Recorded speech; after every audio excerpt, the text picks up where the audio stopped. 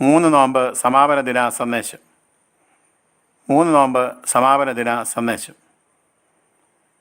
തിങ്കൾ, ചൊവ്വ, ബുധൻ, വ്യാഴം 4 ദിവസങ്ങൾ എന്തുകൊണ്ടാണ് മൂന്ന് നോമ്പിന് വേണ്ടി സഭാ കലണ്ടറിൽ മാറ്റിവെച്ചിരിക്കുന്നത്? പൗരസ്ത്യ പ്രദേശങ്ങളിൽ, പ്രത്യേകിച്ച് പലസ്തീനിൽ, ഒരു ദിവസം ആരംഭിക്കുന്നത് വൈകിട്ട് 6 മണിക്കാണ്. തിങ്കളാഴ്ച വൈകിട്ട് 6 മണിക്ക് ആരംഭിച്ച് ചൊവ്വാഴ്ച വൈകിട്ട് 6 മണി, ബുധനാഴ്ച വൈകിട്ട് 6 മണി, വ്യാഴാഴ്ച വൈകിട്ട് 6 മണി, അങ്ങനെ 3 ദിവസമാകും. അതുകൊണ്ടാണ് അപ്രകാരം ക്രമീകരിച്ചിരിക്കുന്നത്. കഴിഞ്ഞ ദിവസങ്ങളിൽ നാം യോനായുടെ പുസ്തകത്തിൽ നിന്ന് ദൈവിക മർമ്മങ്ങൾ ധ്യാനിച്ചു. അത് എല്ലാവർക്കും പ്രയോജനപ്പെട്ടു എന്ന് കരുതുന്നു. ഇന്ന് നമുക്ക് പ്രത്യക്ഷമായും പരോക്ഷമായും നമ്മെ എല്ലാവരെയും ഒരുപോലെ ബാധിക്കുന്ന ഒരു ദൈവവചന ഭാഗം, ദൈവവചന ചിന്തകൾ പങ്കിടാമെന്ന് ആഗ്രഹിക്കുകയാണ്. യോനായെക്കുറിച്ച് ഓർപ്പിച്ചാൽ ഒരു കാര്യം, അദ്ദേഹം ഒരു വ്യക്തി മാത്രമല്ല, ഒരു സമൂഹത്തിൻ്റെ പ്രതിനിധി കൂടെയാണ്. അതിലുപരിയായി is N embodiment of community. ഒരു സമൂഹത്തെ ശരീരം ധരിച്ചിരിക്കുന്നവനാണ്, അതിനെ സമൂഹത്തെ പ്രതിനിധീകരിക്കുന്നവനാണ്. ഏത് സമൂഹമാണ്? ദൈവത്തിൻ്റെ ജനം, വിശ്വാസ സമൂഹം. ആ വിശ്വാസ സമൂഹത്തിൻ്റെ അപജയമാണ് യോനയുടെ അപജയമായി രേഖപ്പെടുത്തിയിരിക്കുന്നത്. വിശ്വാസ സമൂഹത്തിൻ്റെ മനോഭാവമാണ് യോനയുടെ മനോഭാവമായി രേഖപ്പെടുത്തിയിരിക്കുന്നത്. അങ്ങനെയാണെങ്കിൽ ആധുനിക ലോകത്തിൽ ജീവിക്കുന്ന ക്രൈസ്തവ സഭയ്ക്ക് യോനയുടെ പുസ്തകം നൽകുന്ന ദർശനം എന്താണ്? എന്ത് തരത്തിലുള്ള ദൂതാണ് നൽകുന്നത്?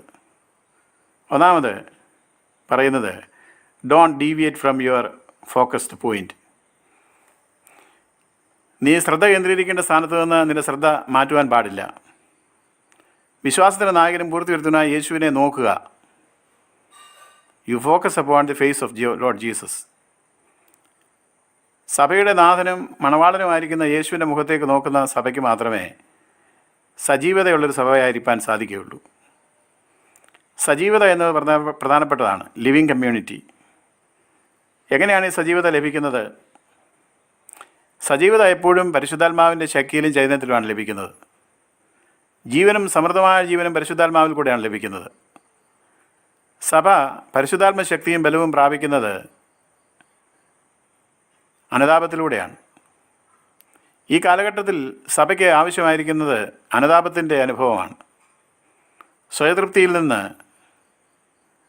മറ്റുള്ളവരെക്കുറിച്ചുള്ള മുൻവിധികളിൽ നിന്ന് മാറി സ്വയമായി ഒരു ഇൻട്രോസ്പെക്ഷൻ, അവരവരിലേക്ക് തന്നെ നോക്കുവാനൊക്കെ വേണമുള്ള ഒരു വലിയ താല്പര്യം ഉണ്ടാകണം. സഭയുടെ ശ്രദ്ധ എവിടെയാണ് പതറിയിരിക്കുന്നതെന്ന് തിരിച്ചറിയാൻ സാധിക്കണം. യോന കൂലി കൊടുത്ത് 1500 മൈൽ അപ്പുറമുള്ള തർസോസിലേക്ക് പോവുകയാണ്. 500 മൈൽ അടുത്തുള്ള നിനവയിൽ കൂലിയൊന്നും കൊടുക്കേണ്ട, പോകാം. ക്രമീകരണങ്ങൾ ദൈവം തന്നെ ചെയ്തതുപോലെയാണ്. കൂലി കൊടുക്കാനുള്ള കാരണം എന്താണ്? പണം കയ്യിലുള്ളതുകൊണ്ടാണ്. വഴി തെറ്റുവാനുള്ള അടിസ്ഥാനപ്പെട്ട കാരണം സഭയുടെ കൂടുതലുള്ള വരുമാനമാണ്, സാമ്പത്തിക വളർച്ചയാണ്. സാമ്പത്തിക വളർച്ച സഭയ്ക്ക് മാത്രമല്ല, വ്യക്തികൾക്കും കുടുംബങ്ങൾക്കും ഉണ്ടായപ്പോഴാണ് വഴിതെറ്റിൽ ആരംഭിച്ചത്, ലക്ഷ്യം തെറ്റിൽ ആരംഭിച്ചത്, ധാരാളിത്തം ആരംഭിച്ചത്, ആഡംബരം ആരംഭിച്ചത്. അതുകൊണ്ട് പ്രധാനമായ ഒരു ലിവിങ് കമ്മ്യൂണിറ്റി എന്ന നിലയ്ക്ക് നമുക്ക് കൂലി കൊടുക്കുവാൻ കൈവശമുള്ളപ്പോൾ അത് കൊടുത്തുകൊണ്ട് എന്തും വാങ്ങാം, എവിടെയും പോകാം എന്ന രീതി തെറ്റാണ്. അവിടെ ദൈവശബ്ദം കേൾക്കുന്നതിന് നമ്മുടെ സാമ്പത്തിക ഭദ്രത പലപ്പോഴും തടസ്സം നിൽക്കാറുണ്ട്. ആകട്ടെ, ഒരു ലിവിങ് കമ്മ്യൂണിറ്റി എന്നുള്ള നിലയ്ക്ക് സഭയെ ശക്തീകരിക്കുന്ന പരിശുദ്ധാത്മാവാണെങ്കിൽ, പരിശുദ്ധാത്മാവ് പ്രവർത്തിക്കുന്നത് 2 മുഖാന്തരങ്ങൾ കൂടെയാണ്. ഒന്ന്, പരിശുദ്ധാത്മാവ് പ്രവർത്തിക്കുന്നത് വചനത്തിലൂടെയാണ്. 2, പരിശുദ്ധാത്മാവ് പ്രവർത്തിക്കുന്ന കൗദാശി അനുഭവത്തിലൂടെയാണ്. പരിശുദ്ധാത്മാവ് വചനത്തിലൂടെ പ്രവർത്തിക്കുന്നു. 2 തരത്തിലാണ് ആദിമ ക്രൈസ്തവ സഭയിൽ പരിശുദ്ധാത്മാവിൻ്റെ പ്രവർത്തനം ശക്തമായത്. 1, വിളംബരത്തിലൂടെ, പ്രീച്ചിങ്. 2, പഠിപ്പിക്കുന്നതിലൂടെ, ടീച്ചിങ്. ഇത് നമ്മുടെ കർത്താവ് തൻ്റെ ഇഹലോക ജീവിതാനുഭവത്തിൽ ശിഷ്യന്മാരെ പഠിപ്പിച്ചിട്ടുള്ളതാണ്. അവൻ പുരുഷാരത്തെ കണ്ട് മനസ്സലിഞ്ഞ് അവരെ പഠിപ്പിച്ചു, അവരെ ഉപദേശിച്ചു, അവരോട് പ്രസംഗിച്ചു. എന്നാൽ ശിഷ്യന്മാരെ അഴുകി വിളിച്ചിരുത്തി പഠിപ്പിച്ചു. പ്രഘോഷണവും ഉപദേശവും ടീച്ചിങ്ങും വളരെ പ്രധാനപ്പെട്ടതാണ്. ആദിമ ക്രൈസ്തവ സഭ അപ്പോസ്തലന്മാരുടെ ഉപദേശം കേട്ടു. എന്നാൽ നമുക്ക് പറ്റിയിരിക്കുന്ന ഒരു ഡീവിയേഷൻ, ഫോക്കസ് ചെയ്തതിൽ നിന്ന് മാറ്റപ്പെട്ടിരിക്കുന്നത് നമ്മുടേത് പ്രഘോഷണം മാത്രമായി മാറ്റപ്പെടുകയാണ്. ഒരു പക്ഷിയുടെ 2 ചിറകുകൾ പോലെ ആയിരിക്കേണ്ടതാണ് പ്രഘോഷണവും അതോടൊപ്പം തന്നെ പഠിപ്പിക്കുക എന്നുള്ളതും. നമ്മുടെ ക്രിസ്തീയ വിദ്യാഭ്യാസം, പഠനം സൺഡേ സ്കൂളുകളിൽ മാത്രമായി തീർക്കുകയാണ്. സംഘടനകളിൽ പോലും പ്രസ്ഥാനങ്ങളിൽ പോലും വചന പഠനത്തിനുള്ള അവസരങ്ങൾ നഷ്ടപ്പെടുകയാണ്. ഗായക സംഘത്തിൽ വചനം പഠിക്കേണ്ട ആവശ്യമുണ്ടോ? നിശ്ചയമായും. ഗായക സംഘത്തിൻ്റെ പാട്ടുകൾ വചനത്തിൽ കോർത്തെടുത്തതാണല്ലോ. ആരാധനാക്രമം വചനത്തിൽ കോർത്തെടുത്തതാണല്ലോ. ഒരു മാസത്തിൽ ഒരു ഞായറാഴ്ച വചന പഠനത്തിന് വേണ്ടി ഗായക സംഘാംഗങ്ങൾ കൂടുന്നതിൽ എന്താണ് തെറ്റ്? സേവികാ സംഘത്തിൻ്റെ യോഗങ്ങൾ കൂടുമ്പോൾ വചന പഠനത്തിന് വേണ്ടി താല്പര്യത്തോടുകൂടി ആളുകൾ കൂടാറുണ്ട്. എന്നാൽ പലപ്പോഴും ജനപങ്കാളിത്തം വളരെ കുറയുന്നു, ഫോക്കസ് മാറിപ്പോകുന്നു. നിശ്ചയമായും സാമൂഹിക സേവന പദ്ധതികൾ ആവശ്യമാണ്. എന്നാൽ വചന പഠനമാണ്. അല്പമേ വേണ്ടു, അല്ല ഒന്നു മതി എന്ന് മറിയോട് പറഞ്ഞതുപോലെ നല്ല അംശം തിരഞ്ഞെടുക്കപ്പെടേണ്ടത് വളരെ ആവശ്യമാണ്. നമ്മുടെ യുവജന സഖ്യം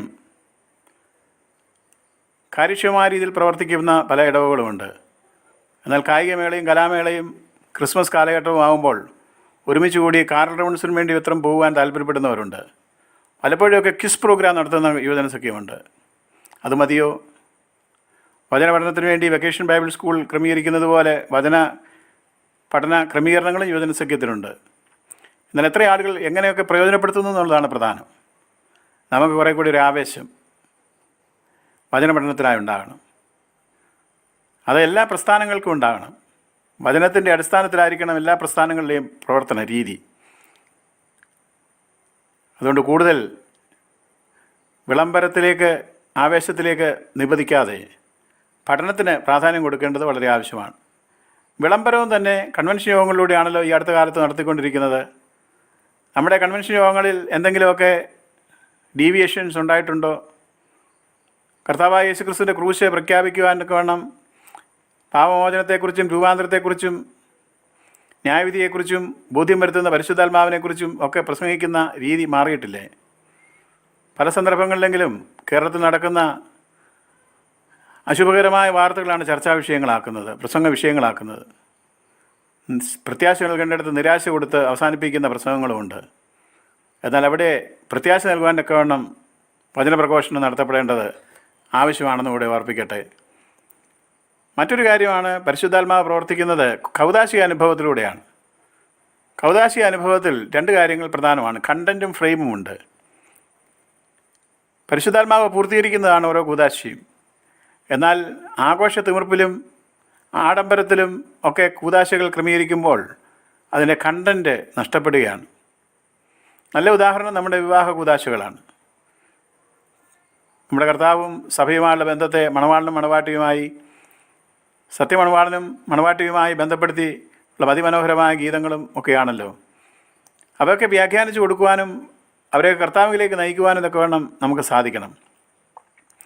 കൂദാശകൾ അതിൽ തന്നെ ദൈവിക മർമ്മങ്ങൾ വെളിപ്പെടുത്തുന്നവയാണ്. എന്നാൽ വെറും ഫ്രെയിം വർക്കായി മാത്രം അതിന് പ്രാധാന്യം മാത്രം കൊടുത്താൽ എന്ത് പ്രയോജനം ഉണ്ടാകും? ആരാധനയ്ക്ക് വേണ്ടിയാണ് ദൈവാലയങ്ങൾ. എന്നാൽ ദൈവാലയങ്ങളുടെ മെയിൻ്റനൻസിന് വേണ്ടി മാത്രം നമ്മളുടെ പ്രവർത്തനങ്ങളായി തീർന്നാലോ? അതുകൊണ്ട് ആരാധിക്കുക എന്ന ഒരു സമൂഹം, ഒരു ലിവിങ് കമ്മ്യൂണിറ്റി, അത് വചനം പഠിക്കുന്ന ഒരു സമൂഹമാണ്, അത് പ്രീച്ച് ചെയ്യുന്ന സമൂഹമാണ്, ടീച്ച് ചെയ്യുന്ന സമൂഹമാണെന്ന് ഓർത്തിരിക്കാം. ആരാധനയും സാക്ഷ്യവും, വർഷിപ്പ് ആൻഡ് വിറ്റ്നസ് ഒരുമിച്ച് കൊണ്ടുപോകേണ്ടതാണ്. അതുകൊണ്ട് ഈ സാക്ഷ്യത്തിന് സഭയെ സഹായകരമാക്കുന്നതിന് വേണ്ടിയാണ് ഘടനകൾ ഉണ്ടായിട്ടുള്ളത്, സംവിധാനങ്ങളുള്ളത്. സംവിധാനങ്ങളെ തന്നെ എന്തെങ്കിലും മഹത്വവൽക്കരിക്കുന്നത് അപകടകരമായ കാര്യമാണ്. നമുക്ക് സാക്ഷ്യത്തിന് സഹായകരമായ രീതിയിൽ അച്ചടക്കം സഭയിലുണ്ടാകുന്നതിനാണ് ഭരണഘടനയും ക്രമീകരണങ്ങളും. എന്നാൽ ഇപ്രകാരമുള്ള സംവിധാനങ്ങൾ തന്നെ സാക്ഷിയില്ലായ്മയ്ക്ക് മുഖാന്തരമായി തീർന്നാലോ? ഒരു വർഷത്തിൽ എത്ര പ്രാവശ്യമാണ് നമ്മളുടെ സംവിധാനങ്ങളിൽ ജനാധിപത്യപരമായ രീതിയിലുള്ള തെരഞ്ഞെടുപ്പുകൾ നടക്കുന്നത്? അത് വളരെ ആവശ്യവുമാണ്. എന്നാൽ അതിനുവേണ്ടി ചിലവാക്കുന്ന പണം, സമയം, കഴിവ് എത്രയോ വലുതാണ്. കാരണം സ്നേഹത്തേക്കാൾ നിയമത്തിന് നാം കൊടുക്കുന്ന പ്രാധാന്യം കൊണ്ടാണ്. വചനത്തേക്കാൾ അധികമായി അടിസ്ഥാനം ഭരണഘടനയ്ക്ക് കൊടുത്തു കഴിയുമ്പോൾ അപകടം ഉണ്ടാകും. എന്നാൽ ഭരണഘടന ഇല്ലാതെ പറ്റത്തുമില്ല. എല്ലാവരും അതിൻ്റെ ഉത്തരവാദിത്തങ്ങൾ നിർവഹിക്കുവാൻ വിളിക്കപ്പെട്ടവരാണ്. എന്നാൽ അമിതമായ പ്രാധാന്യം ഫ്രെയിമിന് കണ്ടൻറ്റിനേക്കാൾ കൊടുക്കുമ്പോൾ ഉണ്ടാകുന്ന അപകടം, വ്യതിയാനം സഭയിലുണ്ടായിട്ടില്ലേ? ഓരോ കൊച്ചു കമ്മിറ്റിയിലെങ്കിലും ഇലക്ഷൻ നടന്നു കഴിയുമ്പോൾ വലിയ അക്ഷരത്തിൽ അവ ഫേസ്ബുക്കിൽ എഴുതിയിടുകയും അതോടൊപ്പം തന്നെ ഫോട്ടോകൾ പതിക്കുകയും ചെയ്യുന്ന സാഹചര്യം ഇന്നില്ലേ? മാത്രമല്ല, സഭാ സംവിധാനത്തെയും സഭയുടെ ശുശ്രൂഷയിൽ കൂടെ ഉയർന്നു വരുന്നതിനെയും രാഷ്ട്രീയ നേട്ടങ്ങൾക്ക് വേണ്ടി ഉപയോഗിക്കുന്ന എത്രയോ ആളുകളുണ്ട്. സഭയെ ഒരു ചവിട്ടുപടിയായി കാണുന്ന ആളുകളുണ്ട്.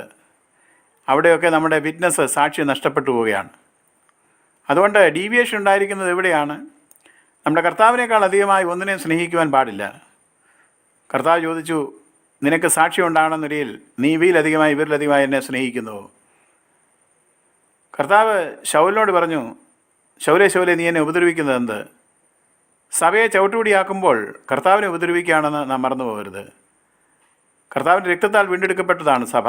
ആ സഭയെ ചവിട്ടി മെതിക്കുവാൻ പാടില്ല. അതുകൊണ്ട് വൈദിക സ്ഥാനികളായാലും അൽമായരായാലും ഉന്നത ശ്രേണികളിലേക്ക് തിരഞ്ഞെടുക്കപ്പെടുവാൻ ആഗ്രഹിക്കപ്പെടുന്ന സന്ദർഭത്തിൽ ചിന്തിക്കേണ്ടത്, എൻ്റെ സാക്ഷ്യം നഷ്ടപ്പെടുത്തിക്കൊണ്ട് ഞാനിത് ആവശ്യമാണോ? എങ്ങനെയാണ് ഞാൻ ജനാധിപത്യപരമായ രീതിയിൽ ആളുകളോട് സമീപിക്കേണ്ടത്, ക്രമീകരണങ്ങൾ ചെയ്യപ്പെടേണ്ടതെന്ന് ചിന്തിക്കേണ്ടത് വളരെ ആവശ്യമാണെന്ന് ഓർപ്പിക്കട്ടെ. അതുകൊണ്ട് ഡീവിയേഷൻ ഉണ്ടാകുന്ന രംഗങ്ങളെക്കുറിച്ച് നാം ധ്യാനിച്ചു. ആരാധനാ രീതികളിൽ, നമ്മളുടെ കൗദാശിക അനുഭവങ്ങളിൽ, ദൈവവചന പഠനത്തിൽ, ദൈവവചന പ്രഘോഷണങ്ങളിൽ, നമ്മളുടെ വിറ്റ്നസ്, സാക്ഷ്യത്തിലൊക്കെ ഡീവിയേഷൻസ് ഉണ്ടാകുന്നുണ്ട്. അവിടെ പരിശുദ്ധാത്മാവ് നമ്മോട് പറയുന്നു, don't deviate from the focus point. യേശു ക്രിസ്തുവിനെ നോക്കുക. അത് വളരെ പ്രധാനപ്പെട്ടതാണെന്ന് ഓർപ്പിക്കുന്നു. യോനായുടെ പുസ്തകം നമ്മളോട് ആവശ്യപ്പെടുന്ന മറ്റൊരു കാര്യം മുൻവിധികൾ മാറ്റിക്കളയുക എന്നുള്ളതാണ്.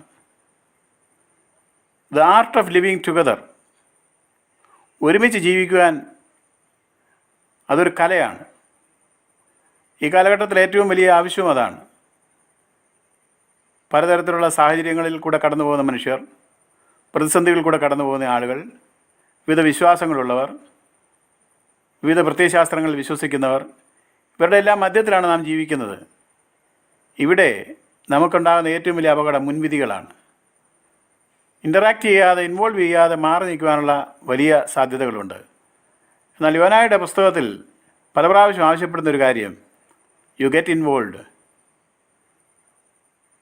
യോനായോട് ആവശ്യപ്പെടുന്നു, നീ ഉണർന്നു കഴിഞ്ഞാലുള്ള സമയത്ത് അവർ തന്നെ ചോദിക്കുന്നു, നിൻ്റെ ഐഡൻറ്റിറ്റി എന്താണ്? അപ്പോൾ തിരിച്ച് നാം പറഞ്ഞല്ലോ, റിവേഴ്സ് ഇവാഞ്ചലിസം. ലോകം സഭയെ പഠിപ്പിക്കുകയാണ്, സഭയോട് ആവശ്യപ്പെടുകയാണ്, നിങ്ങൾ പ്രാർത്ഥിക്കുവിൻ. ഈ കാലഘട്ടത്തിൽ അത് സംഭവിച്ചുകൊണ്ടേയിരിക്കുകയാണ്. എന്നാൽ തിരിച്ചുമുണ്ട്. ദൈവനാമത്തിൽ, യഹോവയുടെ നാമത്തിൽ യോന പ്രസംഗിക്കുന്നു. 3-ാം അധ്യായം നാം വായിക്കുമ്പോൾ ഒരു കാര്യം മനസ്സിലാകും. അവിടെ യോനായുടെ ദൈവത്തെ മാത്രമേ യഹോവ എന്ന് പറയുന്നുള്ളൂ. നിനവയുടെ ആളുകളെല്ലാവരും ദൈവത്തോട് എന്നാണ് പറയുന്നത്. Their God was different, but they prayed to their God. But Yahweh accepted their prayers. അപ്പോൾ ദൈവം പ്രാർത്ഥന കേൾക്കുന്നത് എങ്ങനെയുള്ളവരുടേതാണ്? നാം ആഗ്രഹിക്കുന്നത് പോലെ പ്രാർത്ഥിക്കുന്നവരുടേത് മാത്രമല്ല, ഹൃദയം നുറുങ്ങി ആത്മാർത്ഥതയോടുകൂടെ അനുദപിച്ച് പ്രാർത്ഥിക്കുമ്പോൾ നാം വിശ്വസിക്കുന്നത് പോലെ ഒരു ദൈവമേ ഉള്ളൂ ലോകത്തിൽ. ആ ദൈവം പ്രാർത്ഥന കേൾക്കുക തന്നെ ചെയ്യും. അതുകൊണ്ട് മറ്റ് സമൂഹങ്ങളുള്ള ആളുകളെ വിധിക്കുവാൻ നമുക്കിടയാകരുത്. എന്തിന് മറ്റ് സമൂഹങ്ങൾ, വിശ്വാസ സമൂഹങ്ങളിലേക്ക് പോകുന്നു? ക്രൈസ്തവ സമൂഹത്തിൽ തന്നെ നമുക്കറിയാവുന്നതുപോലെ എപ്പിസ്കോപ്പൽ ചർച്ചസ് ഉണ്ട്, പ്രെസ്ബിറ്റീരിയൻ ചർച്ചസ് ഉണ്ട്, കോൺഗ്രിഗേഷണൽ ചർച്ചസ് ഉണ്ട്. അതുകൂടാതെ അടുത്ത കാലത്തുള്ള സെക്ടേറിയൻ ചർച്ചസ് ഉണ്ട്. ഇവരെല്ലാം മുൻവിധികൾ കൊണ്ട് മാറ്റി നിർത്താനല്ല, നമ്മളുടെ വിശ്വാസത്തിൻ്റെ ചൈതന്യത്തിലും ബലത്തിലും അവരുമായി ഇടപെടുവാൻ നമുക്കിടയായി തീരണം. നമ്മളുടെ വിശ്വാസത്തെക്കുറിച്ച് നമുക്ക് ധൈര്യവും ശക്തിയും ഇല്ലായെങ്കിൽ നമുക്ക് അപകർഷതാബോധം ഉണ്ടാകും, ഇൻസെക്യൂരിറ്റി, ഇൻഫീരിയോറിറ്റി. അതുകൊണ്ട് മറ്റുള്ളവരുമായി ബന്ധപ്പെടുവാൻ നമ്മൾ താല്പര്യം കാണിക്കുകയില്ല. ഒരു ഡയലോജിക്കൽ കമ്മ്യൂണിറ്റിയാണ് ഇന്ന് ലോകത്തിന് ആവശ്യം. അങ്ങോട്ടും ഇങ്ങോട്ടും പങ്കിടുന്ന അനുഭവം, വിശ്വാസങ്ങൾ പങ്കിടുന്ന അനുഭവം. എന്നാൽ എല്ലാവരുടെയും വിശ്വാസം ഒരുമിപ്പിച്ച് സിൻക്രറ്റിക് സ്റ്റേജിലേക്ക് എത്തിക്കണം എന്ന് ദൈവവചനം നമ്മെ പഠിപ്പിക്കുന്നില്ല. എന്നാൽ ജോസഫ് മാർത്തോമാ മെത്രാപ്പൊലീത്ത തിരുമേനി പറഞ്ഞിരുന്നതുപോലെ സ്വീകരിക്കാവുന്നവയെ സ്വീകരിക്കുകയും സ്വീകരിക്കാനാവാത്തയെ ബഹുമാനിക്കുകയും ചെയ്യുന്നൊരു പാരമ്പര്യവും സാഹചര്യവും ഉണ്ടാകേണ്ടത് ആവശ്യമാണ്. മാർത്തോമാ സഭയുടെ വിശ്വാസ രീതിയും അതുതന്നെയാണ്. നമ്മുടെ പിതാക്കന്മാർ നമുക്ക് കാണിച്ചു തന്നതാണ്. അഭിനന്ദനായ ക്രിസോസ്റ്റം തിരുമേനിയും യോഹന്നാൻ തിരുമേനിയും അലക്സാണ്ടർ തിരുമേനിയും മറ്റ് തിരുമേനിമാരെല്ലാവരും നമുക്ക് കാണിച്ചു തന്ന മാതൃക ഏതാണ്? നമ്മുടെ പിതാക്കന്മാർ നമുക്ക് കാണിച്ചു തന്ന മാതൃക ഏതാണ്? അങ്ങനെയാണെന്നൊരിക്കൽ നമ്മുടെ ചുറ്റുപാടുകളിലുമുള്ള വിവിധ സഭാ സമൂഹങ്ങളുമായുള്ള ബന്ധങ്ങൾ ശക്തീകരിക്കുന്നതിന് ഭാരതത്തിലെ എല്ലാം കൊണ്ടും ഒരു പാലം പണിയുന്ന സഭയായി മാറ്റപ്പെട്ടിരിക്കുന്ന സഭയാണ് മാർത്തോമാ സഭ. അതിൽ എന്തെങ്കിലുമൊക്കെ നന്മ പ്രവർത്തികൾ ചെയ്യുവാൻ ആഗ്രഹിക്കുമ്പോൾ വിമർശനത്തോടുകൂടെ നഷ്ടപ്പെടുത്തി കളയുവാനല്ല, ഐക്യതയോടുകൂടെ മുന്നേറുവാനൊക്കെ വേണം. ക്രൈസ്തവ വിശ്വാസത്തെ തുച്ഛീകരിക്കുവാനല്ല, ആ വിശ്വാസത്തിൽ നിലനിന്നുകൊണ്ട് മറ്റുള്ളവരുടെ മുൻവിധികൾ ഇല്ലാതെ ഇടപെടുവാനൊക്കെ വേണം സഭാസമൂഹത്തെ ബലപ്പെടുത്താനിടയാകണം. മറ്റുള്ളവർ നമ്മളോട് എങ്ങനെ ഇടപെടുന്നു എന്നുള്ളതല്ല, നമുക്ക് കർത്താവായ യേശു ക്രിസ്തു ലഭിച്ച ദൈവസ്നേഹത്തിൽ അവരോട് ഇടപെടുവാൻ സാധിക്കുന്നുവോ എന്നുള്ളതാണ് പ്രധാനം. അതുകൊണ്ട് അങ്ങനെയുള്ള പ്രസ്ഥാനങ്ങളിൽ മുൻവിധികൾ കൂടാതെ മുന്നോട്ട് പോകാൻ പരിശുദ്ധാത്മാവ് നമ്മളോട് ആവശ്യപ്പെടുകയാണ്. മലങ്കര മാർത്തോമാ സുറിയാനി സഭയെക്കുറിച്ചുള്ള ദൈവത്തിൻ്റെ ഉദ്ദേശം അതാണ്. ആധുനിക കാലഘട്ടത്തിൽ എല്ലാവരുമായി ഇടപെടുവാനും എല്ലാവരെയും ചേർത്ത് പിടിക്കുവാനും എല്ലാവരുമായി സ്നേഹത്തിൻ്റെ ഭാഷയിൽ ക്രിസ്തുവിൻ്റെ മഹത്വം പ്രഘോഷിക്കപ്പെടുവാനും ഇടയാകണമെന്നുള്ളതാണ് ഏറ്റവും പ്രധാനപ്പെട്ട ആഗ്രഹം എന്ന് ഓർപ്പിക്കട്ടെ. മൂന്നാമത് ഒരു പ്രധാനപ്പെട്ട കാര്യം, പഴയ നിയമത്തിൽ നിന്ന് യോനായുടെ കഥ നാം വായിക്കുമ്പോൾ നമ്മുടെ മനസ്സിലേക്ക് ഓടി വരുന്ന ചിന്ത അതുകൂടെ പങ്കിട്ട് അവസാനിപ്പിക്കാമെന്ന് ആഗ്രഹിക്കുകയാണ്. അത് പൗലോസിൻ്റെ കപ്പൽ യാത്രയെക്കുറിച്ചാണ്. പൗലോസ് അപ്പോസ്തലൻ റോമാ പടയാളികളുമൊത്ത് റോമിലേക്ക് പോവുകയാണ്. ഈശാനമുൽ നിന്ന് കൊടുങ്കാറ്റടിച്ച് കപ്പൽ തകരുവാൻ തുടങ്ങുകയാണ്. സൂര്യനെയും നക്ഷത്രങ്ങളെയും ഒന്നും കാണാതെ വിഷമത്തോടെ ഇരിക്കുന്നവർ, കൊലപാതകം വരെ സംഭവിക്കാവുന്ന സാഹചര്യം, ചരക്കുകളെല്ലാം കപ്പലിൽ നിന്ന് എടുത്തെറിഞ്ഞ് നിരാശരായിരിക്കുന്നു. എന്നാൽ പൗലോസ് അപ്പോസ്തലൻ എഴുന്നേറ്റ് നിന്ന് പറയുന്നു, എൻ്റെ ദൈവം രാത്രിയിൽ എൻ്റെ അടുക്കൽ നിന്നു. അവൻ പറഞ്ഞു, ഒന്നിനും ഒരു കുഴപ്പവും വരികയില്ല, നിങ്ങൾ ഭക്ഷണം കഴിക്കണം. എന്നോടുകൂടെ യാത്ര ചെയ്യുന്നവരെല്ലാം ദൈവം എനിക്ക് ഏൽപ്പിച്ചു വന്നിരിക്കുന്നു. എത്ര ശക്തമായ സാക്ഷ്യമാണ്, ബലപ്പെടുത്തലാണ്, പ്രത്യാശ പകരലാണ്. മാർട്ടിൻ ലൂഥർ കിങ് പറഞ്ഞ വാചകം നമുക്ക് വീണ്ടും ഓർക്കാം. നാം പല കപ്പലുകളിൽ വന്നവരാണ്. ഇപ്പോൾ നാം എല്ലാവരും ഒരു തോണിയിലായിരിക്കുന്നു. ലോകം ഒരു തോണിയിലാണ്. ഏത് സമയത്തും മുങ്ങുകയാണെന്നൊരിയിൽ ഒരുമിച്ച് മുങ്ങും. രക്ഷപ്പെടുകയാണെങ്കിൽ ഒരുമിച്ച് മാത്രമേ രക്ഷപ്പെടുവാൻ സാധിക്കുകയുള്ളൂ. ഇങ്ങനെയുള്ള സാഹചര്യത്തിൽ പ്രത്യാശ പകർന്നു കൊടുക്കുവാൻ സഭയെ ദൈവം വിളിച്ചിരിക്കുകയാണ്. സഭയെക്കുറിച്ച് തന്നെ നിരാശയോടെ സംസാരിക്കുന്ന ആളുകളുടെ എണ്ണം വർദ്ധിക്കുകയാണ്. യൂറോപ്പിലെ സഭകളെല്ലാം അടച്ചുപൂട്ടി.